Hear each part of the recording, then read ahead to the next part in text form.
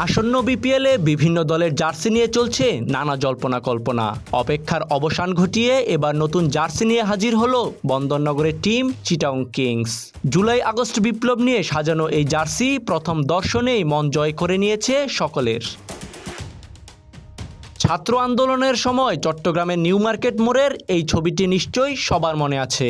স্বৈরাচারী বুলেটের বিরুদ্ধে বুক চিতিয়ে দাঁড়িয়ে এই মানবসৌধ তৈরি করেছিল বীর চট্টলবাসী। হাজারো কণ্ঠে গেয়েছিল, এমন দেশকে কোথাও খুঁজে পাবে না কো তুমি। সেই গৌরবময় স্মৃতিকে অমলিন রাখতেই এবার জার্সিতে ওই ছবি যুক্ত করেছে চিটাগং কিংস।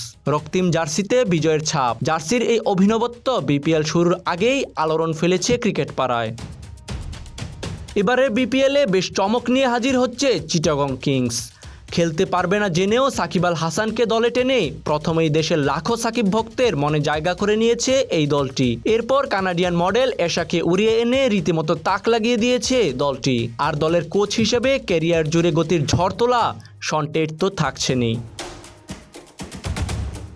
তাজিম আশরাফ, বিডি আর্কাইভ।